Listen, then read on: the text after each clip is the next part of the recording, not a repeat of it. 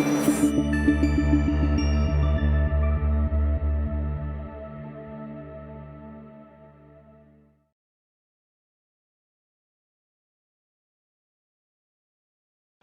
दोस्तों, happy to see you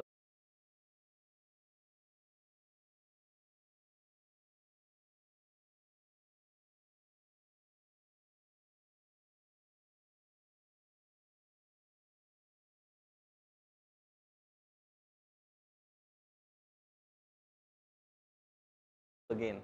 पिछले video में मैंने कुछ सवालों के साथ आपको छोड़ दिया था कि क्यों अमीर और अमीर बनते जा रहे हैं, क्यों कुछ लोग हैं जो अपने हैबिट्स और बिहेवियर को नहीं बदल पा रहे, क्यों कुछ लोग हैं जो हर रोज स्ट्रगल कर रहे हैं सक्सेस के लिए, लेकिन कुछ हैं जो कि दिन दुगनी रात चौगनी सफलता हासिल करते रहते हैं।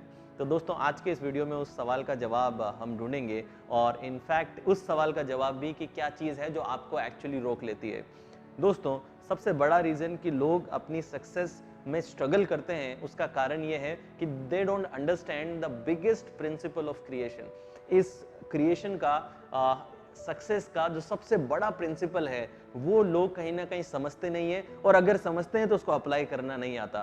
तो आज मैं उस प्रिंसिपल को रिवील करूंगा आपके सामने, जो इस यूनिवर्स का, इस नेचर का सबसे बड़ा प्रिंसिपल है सफलता हासिल करने की।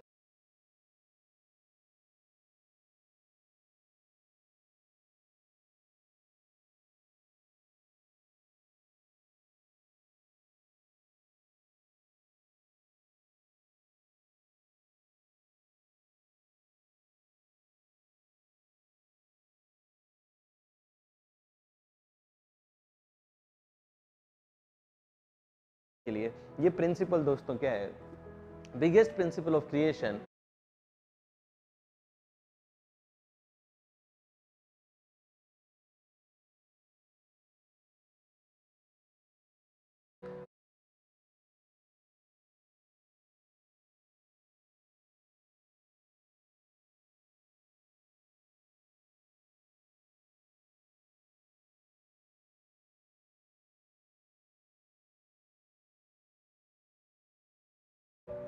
is that your inner world creates your outer world.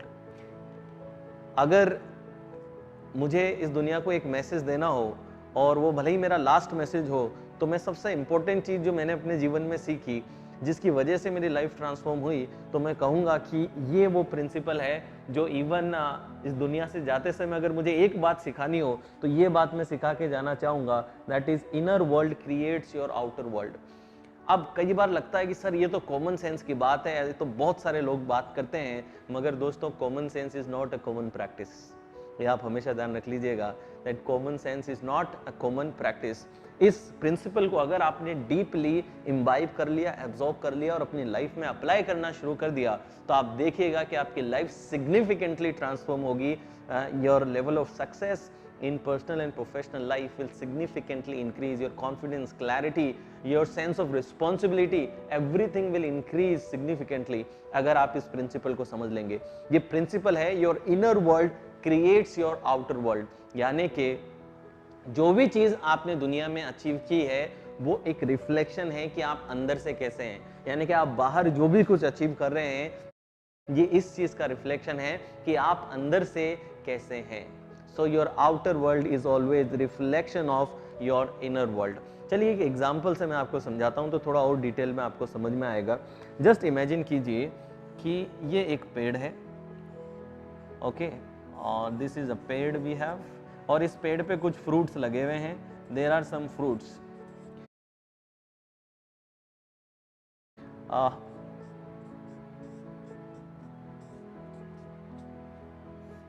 ये फ्रूट्स हैं, ignore my drawing, okay. So ये पेड़ जैसा ही लग रहा है, मगर कंसीडर इट अ ट्री, कि ये पेड़ है, इस पेड़ पे कुछ फल लगे हैं, और ये जो फल हैं ये क्वांटिटी में ज़्यादा नहीं है, इनकी स्वीटनेस भी अच्छी नहीं है, और इनका साइज भी बहुत छोटा है। अब मैं इससे खुश नहीं हूँ, और मुझे ऐसा चाहिए कि ये फ्रूट साइज में थोड़े बड़े हों, स्वीट हों, और क्वांटिटी भी थोड़ी ज़्यादा रहे। तो what should I do?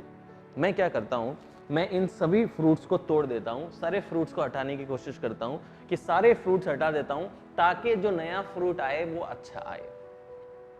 What do you think, क्या वो जो नया फ्रूट आएगा अच्छा आएगा? चांसेस हैं कि नहीं आएगा। चांसेस क्या, इनफैक्ट ये श्योरिटी है कि जो नया फ्रूट आएगा वो भी एग्जैक्टली इसी ही क्वालिटी का होगा। अब अगर मैं ब्रांचेस काट दूं तो क्या होगा? ब्रांचेस ही मैंने हटा दी, अब जो नई ब्रांचेस आएंगी और नए फूल खिलेंगे, क्या वो नए फूल या नए फल जो होंगे वो वैसे होंगे जैसे मुझे चाहिए? बिल्कुल नहीं। अच्छा, मैं अगर ये तना ही काट दूं, यहाँ से इसको काट दूं और यहाँ से इस पेड़ को वापस ग्रो करने दूं, तो फिर से ब्रांचेज आएंगी, फिर से पत्तियां आएंगी, फिर से फूल खिलेंगे, फिर से फल बनेगा। अब जो फल आएगा वो क्या अच्छा होगा? नहीं, वो भी अच्छा नहीं होगा। तो अगर मुझे इस फल को बदलना है कि ये ज़्यादा क्वांटिटी में हो, साइज में हो और मीठे भी हो, अगर मुझे ये करना है तो मुझे तने पे काम करने से कुछ नहीं होगा, मुझे रूट को चेंज करना पड़ेगा। If you want to change the fruit, you have to change the root. Root ground के अंदर रहती है, इनविजिबल है, दिखती नहीं है। इनर वर्ल्ड में चेंज करना पड़ेगा तो फिर आउटर वर्ल्ड में चेंजेस दिखेंगे। और यही प्रिंसिपल हमारी लाइफ का है।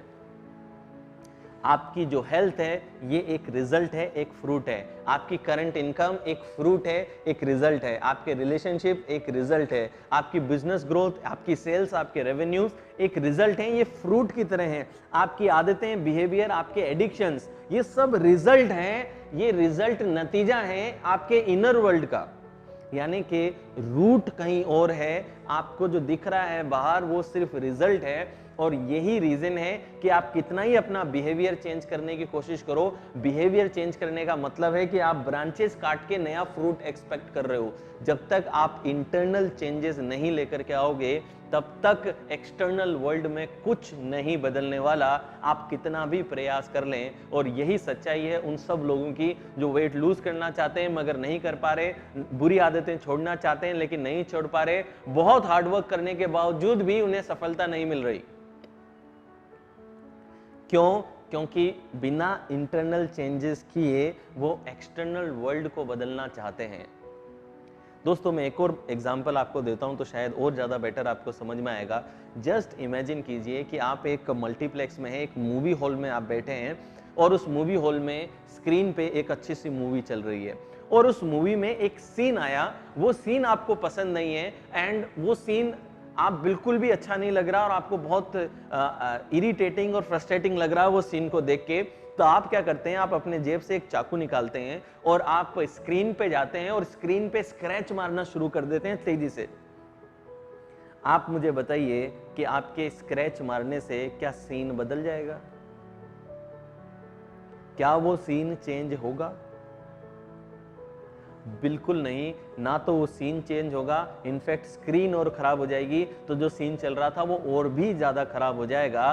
तो अगर मैं आपसे पूछ लूं कि ये सीन बदलने का सही तरीका क्या है, ये सीन बदलने का सही तरीका उस स्क्रीन पे स्क्रैच मारने का मतलब नहीं है। आप जल्दी से प्रोजेक्टर रूम में जाइए और प्रोजेक्टर रूम में जाकर के पुरानी सीडी जो चल रही है उसको निकाल दीजिए, उसकी जगह नई सीडी डाल दीजिए।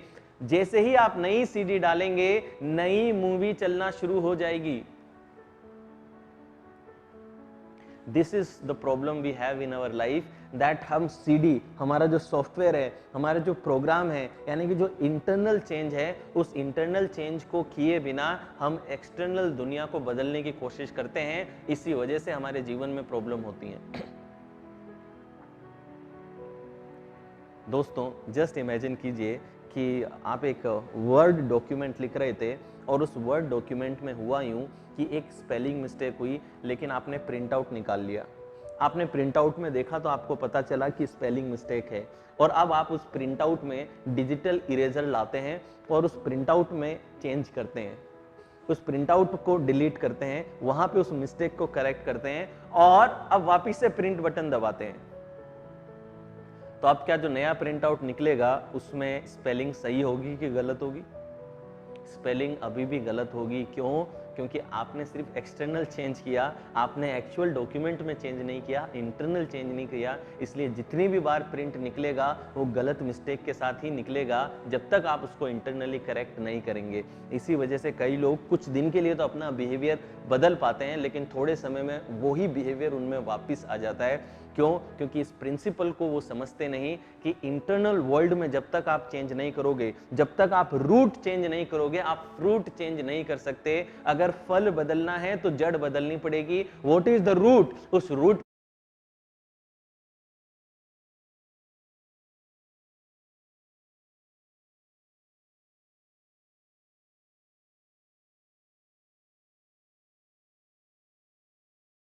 पे जाना पड़ेगा। Your internal world creates your outer world. दोस्तों, हर चीज इस दुनिया में दो बार बनती है। पहले उसका मेंटल क्रिएशन होता है, यानी कि इंटरनल वर्ल्ड में क्रिएशन होता है, और फिर उसका एक्सटर्नल वर्ल्ड में क्रिएशन होता है। कोई भी चीज पहले इंटरनल वर्ल्ड में क्रिएट होती है और फिर वो एक्सटर्नल वर्ल्ड में आती है। जेम्स वॉट ने इंजन जब बनाया तो इंजन उसकी सोच में पहले आया था या पहले दुनिया में आया था? इंजन पहले जेम्स वॉट की सोच में आया और फिर दुनिया में आया। टेलीफोन पहले ग्राहम बेल की सोच में आया, उसके इंटरनल वर्ल्ड में आया, फिर दुनिया में आया। एरोप्लेन पहले राइट ब्रदर्स की इंटरनल वर्ल्ड में आया, फिर एक्सटर्नल वर्ल्ड में गया।